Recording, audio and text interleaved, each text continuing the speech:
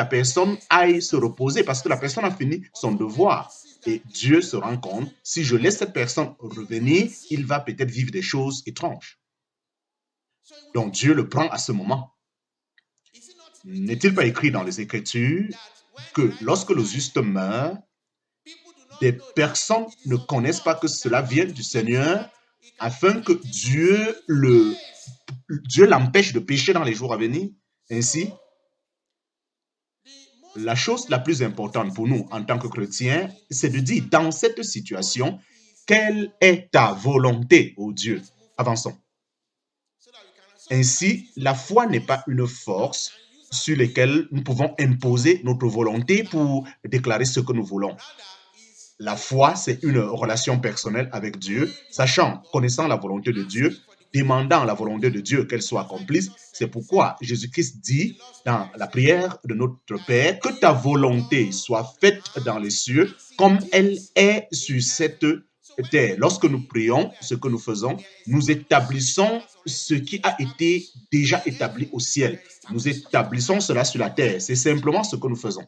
Ce n'est pas comme si nous sommes en train de faire ce que nous voulons faire ou d'établir ce que nous voulons établir.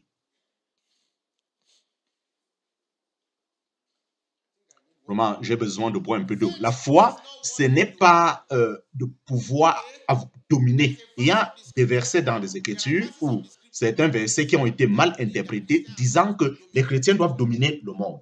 Et ainsi, on parle. Il parle de la politique, il parle de la famille, il parle beaucoup de choses. Les chrétiens qui doivent, il parle des médias où nous devions dominer.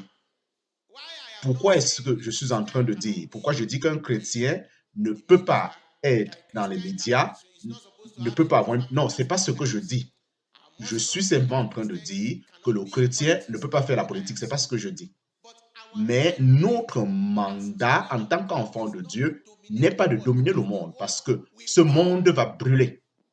Mais pourquoi est-ce qu'on doit perdre notre temps, notre vie sur quelque chose qui va brûler à la fin des temps? La Bible déclare que le monde passe et sa convoitise aussi. Mais celui qui fait la volonté de Dieu demeure éternellement. Alors, il est dit, n'aimez point le monde, ni les choses qui sont dans le monde. Parce que tout ce qui est dans le monde, la convoitise de la chair, la convoitise des yeux et l'orgueil de la vie, toutes ces choses sont du diable. Et toutes ces choses, elles vont brûler, elles vont périr avec le monde. Ainsi, Dieu ne nous demande pas, ne nous a pas donné le mandat de dominer ce monde. Quel est notre mandat? De prêcher l'évangile et de faire des disciples de toutes les nations. Voilà notre mandat.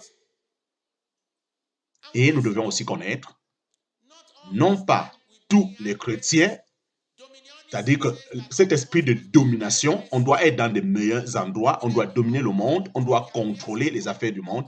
Vous ne pouvez pas contrôler les affaires du monde parce que le Dieu de ce siècle, il est là et il œuvre. C'est lorsque Jésus-Christ reviendra la deuxième fois qu'il va détrôner ce Dieu et Christ serait Seigneur sur toutes choses. Ainsi, la domination de Christ, elle n'est pas encore pleinement établie dans ce siècle présent. C'est dans le siècle à venir que la domination de Christ, elle va être pleinement établie. Ainsi, lorsque vous commencez à dire que les chrétiens doivent dominer en toutes choses, vous êtes en train de pouvoir prendre de l'avance sur ce qui doit être fait dans le siècle à venir. Ainsi, voyons cette écriture. Romains chapitre 8, à partir du verset 18, Romains 8, 19, c'est le verset qu'ils utilisent le plus souvent. Il est dit, l'expectation de la créature attend la manifestation des fils de Dieu. Alors, si nous voyons cette écriture ici, nous allons penser que c'est vrai, qu'il y a un moment où nous sommes supposés à commencer à manifester et à dominer le monde. Mais ce n'est pas ce que cette écriture est en train de dire. Revenons au verset 18. Lisons à partir du verset 18 à 24 pour avoir ce que cette écriture dit. Il est dit, je reconnais que la souffrance de ce présent siècle ou de ce présent siècle n'est pas digne d'être comparé avec la gloire qui va être révélée en nous. Nous continuons, parce que ce qui est attendu de la création, de toute la création, elle attend la manifestation des fils de Dieu, parce que la créature, elle a été donnée à la vanité, non pas volontairement, mais par la raison de celui qui a soumis toute chose à la vanité. Qu'est-ce que Paul est en train de dire ici? Il n'est pas en train de parler de la créature, c'est plutôt la création. Il parle de tout l'univers, il parle de tout le monde entier. Il dit que le monde a été soumis à la vanité. Qui a soumis le monde à la vanité, c'est Dieu lui-même. Lorsque Dieu a placé la malédiction, lorsque Adam a péché, la malédiction sur la terre, et il est dit que même la terre est en train de soupirer par rapport à cette malédiction sur laquelle, à cause du péché d'Adam. C'est ce que Paul est en train de dire ici. Oui, il dit, il l'a soumis dans l'espoir. De quel espoir? Dans lequel Dieu a soumis la création à la vanité. Dans l'espoir que Jésus-Christ viendra pour racheter l'homme de la puissance de Satan. C'est ce que Paul est en train de dire ici. Avançons. Il dit, parce que la création elle-même va être délivrée de l'esclavage, de la corruption, pour entrer dans la gloire de Dieu, dans la gloire des enfants de Dieu. Avançons. Parce que nous savons que l'ancienne création soupire dans la douleur jusqu'à présent. Et non pas seulement ça, mais nous-mêmes aussi. Vous voyez, nous aussi, nous sommes en train de soupirer. Et vous deviez voir que nous soupirons, à moins que vous n'êtes pas véritablement un enfant de Dieu. Votre faiblesse, quelquefois, lorsque vous tombez, vous dites, oh Dieu, pourquoi ça se passe encore ainsi? Nous sommes en train de soupirer. La peine à cause de la pauvreté, la peine d'être dans le manque, du fait que vous traversez ces moments de temps en temps, la peine de la maladie, et quelquefois vous avez la maladie, les maux de tête, vous êtes en train de soupirer. Nous aussi, nous qui devions porter les premiers fruits de l'esprit, nous aussi nous soupirons en nous-mêmes, attendant l'adoption, c'est-à-dire la rédemption de notre corps. Quel est ce type de manifestation dont Paul parle? Il dit que nous aussi nous soupirons. Nous sommes en train de soupirer. Il dit, quel est ce premier fruit de l'esprit? C'est l'Esprit de Dieu qui habite en nous en salut. Cela nous permet de mener une vie juste. Cela nous conduit de surmonter le péché et le monde et les tentations de ce monde, les difficultés et la manifestation de l'Esprit dans notre vie. Elle nous donne, bien que je suis un enseignement qui enseigne de manière naturelle, mais je ne peux pas enseigner les Écritures de cette façon que je le fais sans que l'Esprit de Dieu me conduise. Et il y a des enseignants naturels qui peuvent enseigner, mais toutes ces choses, c'est comme un goût de la gloire que nous allons entrer dans le futur. C'est ce que Paul disait. Même si nous avons un avant-goût, lorsque vous êtes en train d'expérimenter quelque chose dans le feu, cela vous attire. Vraiment, vous avez mis ceci tout dans ce repas et votre bouche commence à espérer, à se réjouir. Et vous prenez un peu, vous mettez dans votre bouche, votre corps vous dit, toute cette expérience que nous avons en Christ aujourd'hui, ce n'est qu'un petit goût de la gloire qui serait révélée en nous lorsque Christ va apparaître une deuxième fois. Et il est dit, nous attendons ces moments, c'est-à-dire la rédemption de notre corps. Alors, quelle est la manifestation des fils de Dieu dont Paul parlait? La résurrection dans les morts de chaque personne. La transformation de notre corps physique. Oui, c'est de ça que Paul parlait. Il ne parlait pas qu'il y a des êtres supernaturels qui viendront sur la terre, qui vont commencer à dominer sur les autres. C'est ça que Paul parlait. Vraiment, ces écritures a été complètement retirées de leur contexte et a été interprétées pour déclarer ce que Paul n'a jamais dit dans son imagination. Vraiment, je le dis, ces choses que je dis, ça va défier la plupart des choses que vous avez portées pendant longtemps. C'est pourquoi je vous suppliais dès le départ que, s'il vous plaît, pardon, que ce ne soit pas moi qui vous parle, mais que ce soit le Saint-Esprit. Vous savez, quelquefois, le Saint-Esprit nous parle, il dit, mon fils, et nous disons non. Dieu, vraiment, n'agissez pas ici aujourd'hui. N'agissez pas ici aujourd'hui. Que le Saint-Esprit vous parle. Ainsi, certaines personnes sont allées au-delà. Il s'appelle la manifestation des fils de Dieu. Et il dit, nous devions vivre cette immortalité. Nous n'allons pas mourir. Nous ne pouvons pas mourir. Et vraiment, je ris. Tu as vu ça où dans la Bible que l'homme ne va pas mourir? Tout être humain, nous ne devions pas pouvoir agir comme les non-croyants qui dorment parmi nous. Tous les apôtres de Christ, ils dorment. Tous les chrétiens, ils sont en train de dormir. Je vous ai parlé de ma maman et je ne pouvais rien faire. Je n'ai même pas prié parce que c'était la volonté de Dieu à ce moment de pouvoir prendre ma maman parce qu'elle a fini son devoir. Est-ce que je suis en train? Certains d'entre eux disent qu'ils sont, que les apôtres de Christ savaient plus qu'aujourd'hui. Mais ça, c'est un blasphème qu'ils déclarent ainsi. Parce que Paul, actuellement, ça c'est quelque chose de très sérieux, que je vous le dise. Faisons attention de ne pas enseigner ce que les apôtres n'ont pas enseigné. Paul a déclaré, si un homme, même les anges, même nous, si nous prêchons un autre évangile en dehors de ce qui a été prêché, que cette personne soit sous la malédiction. En fait, ce qu'il est en train de dire, c'est que cette personne soit retirée de Christ. Oui, vraiment, faisons très attention. Avant d'enseigner quoi que ce soit, rassurez-vous de comparer. Est-ce que c'est ce que les apôtres ont enseigné? S'ils n'ont pas enseigné, s'il te plaît, mon frère, ma soeur, jette cela très loin.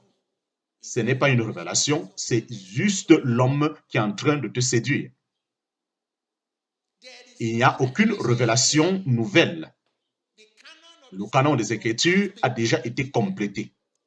Paul nous dit, Pierre nous a dit, lorsque Pierre était en train de parler de Paul, il dit, les prophéties de l'Ancien Testament, les déclarations des apôtres de Christ, les écrits des apôtres de Christ, incluant Paul, et c'est ce que Pierre a appelé la parole de Dieu. Toute chose en dehors de cela, cela n'est pas la parole de Dieu. Ce n'est pas. Donc, lorsque quelqu'un dit que les apôtres de Christ savaient au-delà, nous connaissons aujourd'hui tellement. Il y a un enseignant populaire qui a déclaré ainsi. Vous le connaissez, vous le connaissez. Vraiment, ça, c'est anathème. C'est anathème. Non, ça, c'est pas scripturaire. Lorsque vous voulez prêcher, prêchez simplement ce que les apôtres ont prêché. C'est ce que nous appelons la doctrine apostolique. C'est ce que nous appelons la doctrine de Christ. Et les apôtres ont simplement dit, si quelqu'un vient vers vous, non pas avec cette doctrine, il dit, ne le saluez même pas. Ne lui dites même pas au revoir. Ne dites pas au revoir à cette personne. Donc vraiment, faisons attention. Quel est ce type de révélation dont ils sont en train de parler? Ce que nous avons en tant que chrétiens, c'est l'Esprit qui nous illumine. Lorsque nous lisons les Écritures, le Saint-Esprit nous éclaire. Voilà la compréhension. Il n'y a aucune nouvelle révélation aujourd'hui. Tout est déjà complet. Ainsi, il y aura toujours, je veux dire de manière sociale, vraiment de manière sociale, il y aura toujours des personnes qui vont arriver à la fin de leur carrière, ceux qui auront beaucoup d'argent. Cela ne veut pas dire que Dieu les aime plus que vous. Cela voudrait simplement dire que Dieu a voulu qu'en ce moment, ça soit ainsi. Dieu a voulu que ça soit ainsi. Ce n'est pas parce qu'ils ont fait quelque chose de spécial. Ce n'est pas parce que vous avez péché plus que eux. Non. Mais, vraiment, nous sommes ceux-là. En Christ, nous avons été acceptés en tant que des bien-aimés. En Christ, nous sommes co-héritiers avec Christ Jésus. Savez-vous ce que ça veut dire? Que je vous le dise. Vraiment, l'évangile de prospérité qui ne met que l'emphase sur le matériel, qui ne se soucie pas et qui ne nous amène pas à connaître notre héritage spirituel. Si Dieu dit que vous êtes mes fils, si Dieu dit, vous allez hériter tout ce que j'ai. Vous êtes avec mon fils Jésus-Christ. Savez-vous ce que cela signifie? Parce que nous, cela n'est pas enseigné. Aujourd'hui, nous pensons que nous sommes désavantagés. Ainsi, vous voyez un ministère de Dieu qui cherche des faveurs vers les politiciens. Il veut que les politiciens viennent dans ces églises, c'est-à-dire des personnes qui ne sont pas sauvées, et ils vont créer une chaise spéciale pour eux. Parce qu'il ne sait même pas qui il est en Christ. Il ne sait pas que ce qu'il a, c'est tellement supérieur et ça a plus de valeur que ce que le politicien a. Vraiment, ce qu'il a tellement de valeur que ce que cet homme riche physiquement a. Vraiment, c'est comme une insulte envers Dieu. En voyant cette attitude, je n'ai pas de l'argent, j'ai besoin d'argent. Vraiment, ça c'est quel genre d'héritage où on n'a pas de l'argent physique. Mais voilà ce que nous sommes en train en fait de dire. Parce que nous ne parlons pas clairement de ces choses, nous parlons simplement des grandes voitures, des grandes dimensions. Vraiment, il n'y a pas de problème à épouser une belle femme. Si Dieu vous donne une belle femme, il n'y a pas de souci. Et une merveilleuse sœur, c'est le don de Dieu, c'est pourquoi Dieu l'a rendue belle. Vous deviez chercher la volonté de Dieu. Et un frère beau, vraiment, il y a une raison pour laquelle Dieu vous a créé beau. Vous devez aussi savoir. Donc, il n'y a rien de faux dans ces choses, mais lorsque nous mettons l'emphase sur les choses auxquelles Dieu n'a pas mis tellement de valeur, ça devient un problème. Maintenant, je l'ai dit, ce n'est pas une domination. Une fois de plus, nous ne sommes pas au même niveau de degré naturel. Certains peuvent être des bébés, certains des jeunes hommes, certains peuvent être des anciens. Et c'est comme ça que Dieu, dans la maison de Dieu, c'est une famille. Donc, dans la famille, on a les aînés, on a les jeunes, et vous avez aussi les enfants. Voilà comment les choses se passent dans la maison de Dieu. Nous tous, on ne peut pas être la même chose au même moment. Mais nous pouvons grandir pour aller vers la maturité. Donc, nous ne sommes pas appelés à dominer le monde, nous sommes appelés à évangéliser le monde, nous sommes appelés à faire des disciples, voilà notre mandat. Nous ne sommes pas appelés à faire des millionnaires. Ces mêmes personnes qui disent « Dieu m'a appelé afin que je puisse faire des millionnaires ». Ça, c'est un mensonge venant de l'enfer. Je dis bien venant de l'enfer. Toute personne qui vous déclare que Dieu lui a donné le mandat de pouvoir faire des millionnaires, c'est un menteur. Vraiment, allez me montrer dans la Bible, dans l'Ancien Testament ou dans le Nouveau Testament, où Dieu a appelé quelqu'un afin qu'il soit millionnaire. Vous n'avez même pas besoin d'être chrétien pour être millionnaire. Les personnes les plus riches sur cette terre, la majorité d'entre eux ne croient même pas en Dieu. Oui. Donc, si c'est une affaire d'argent qui montre que vous croyez en Dieu, ça veut dire que ces gens devraient avoir une plus grande foi. Est-ce que nous parlons de Bill Gates et Leon? Bill Gates a dit, il dit qu'il croit en Dieu, mais il ne croit pas à la religion. Et l'autre de Nigeria a dit, il ne croit pas en Dieu, mais il croit qu'il y a des dieux. Et Le Monde aussi, il a dit que s'il croit en Dieu ou pas, ça, c'est pas important. Donc, vous voyez des personnes qui sont riches, qui ne pratiquent même pas la foi. Et vous qui êtes enfant de Dieu, vous êtes en train de poursuivre ça. Vous poursuivez ce que vous avez déjà.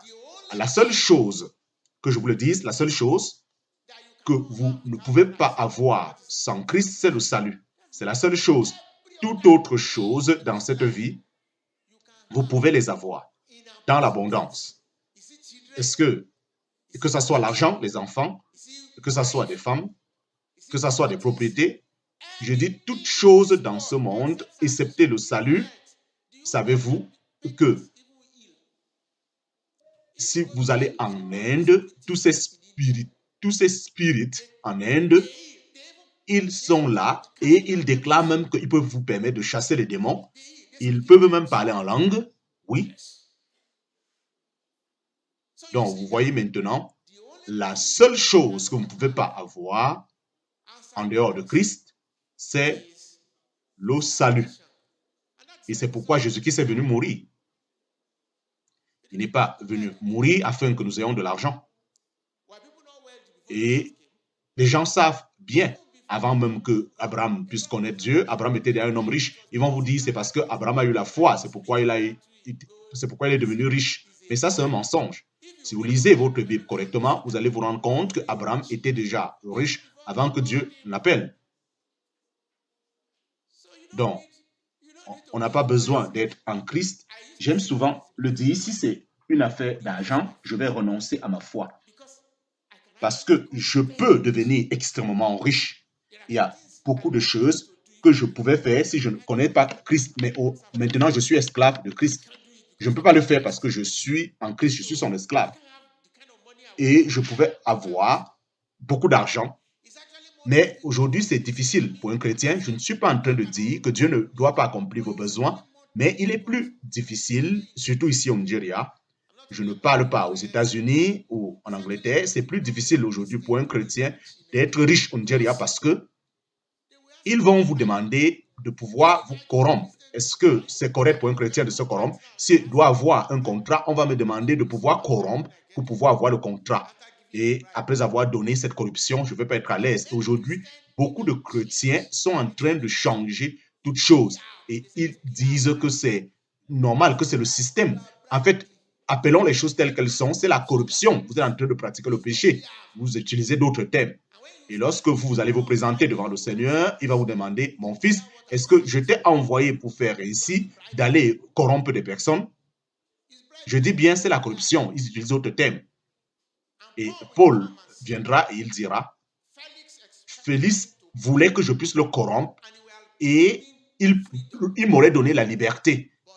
Mais parce que j'ai refusé de le corrompre, j'ai été mis en prison. Paul va se lever ce jour et vous allez vous dire, oh, c'est parce que le Nigeria est corrompu, c'est pourquoi on agit ainsi. Paul va dire, même à mon propre temps, le monde aussi était corrompu, tel qu'au Nigeria, tel que tu le dis maintenant. Le monde était aussi corrompu. Nous voyons, la foi, c'est quelque chose de grand. Et ils appellent la sémence de la foi. La sémence de la foi, c'est un concept qui consiste à donner à un homme de Dieu qui est un ou à un ministère un afin de recevoir de Dieu. Ainsi, c'est la conception. L'homme de Dieu dit, je vois l'onction aujourd'hui. Vraiment, je ressens l'onction aujourd'hui. Si vous avez 10 000 francs, venez, venez, venez, venez, venez. Vraiment, vous tous qui avez sémé, Dieu va vous donner au-delà. Dieu va vous donner une onction très grande. Je dis, c'est un mensonge. Je dis bien, c'est un mensonge. Il n'y a rien de l'onction dans ce genre de choses. Dieu donne la capacité pour avoir les finances. Ce n'est pas une onction, c'est juste un talent que Dieu donne. Il y a certaines personnes à qui Dieu a permis qu'ils soient des entrepreneurs. Tous ne peuvent pas être entrepreneurs. Alors, être entrepreneur, c'est un talent, ce n'est pas une onction. L'onction veut dire les dons de l'esprit. Si vous lisez votre Bible, où est-ce que vous voyez les dons de l'esprit pour avoir de l'argent? C'est pourquoi il dit que c'est un mensonge. Il n'y a rien qui est appelé l'onction pour être riche. Vous pouvez avoir le talent pour vous faire de l'argent de manière facile que les autres. Et il y a une raison si vous êtes enfant de Dieu et vous découvrez que vous avez facilement l'argent. Dieu a voulu que vous soyez ainsi. Ce n'est pas beaucoup de personnes qui sont dans cette position. Il y a une raison pour laquelle vous êtes comme ça. C'est un don naturel, ce n'est pas une onction. Il n'y a pas quelque chose de l'onction dans la Bible qui dit que des gens peuvent avoir de l'argent. OK? Donc, ils disent, parle à ta sémence. Vraiment, déclare à ta sémence. Ça, c'est du mécanisme. Ça, c'est du mensonge, une méthode trompeuse. Alors, lorsque vous arrivez à ce stade d'enseignement, tu lui amènes l'argent, il va te déclarer, il va te dire ceci, ceci, ceci, etc.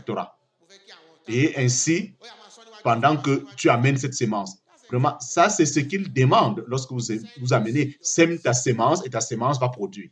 Sème ta sémence et elle va produire. Elle va produire à qui? Vraiment, c'est terrible. Vraiment, je sais, certains d'entre vous ont pratiqué cette fausse doctrine. Je le sais. Mais vous le faisiez dans le passé, dans l'ignorance. Maintenant, vous connaissez la vérité. Et il y a plein d'écritures qu'ils utilisent. Regardons un ou deux de ces écritures et je vais m'arrêter. Regardons dans le livre de Luc chapitre 6, verset 38. Oui, Luc chapitre 6, verset 38. Il est dit, donnez et il vous sera donné. Une bonne mesure, pressée, secouée ensemble, et cela vous serait aussi donné, parce qu'avec la mesure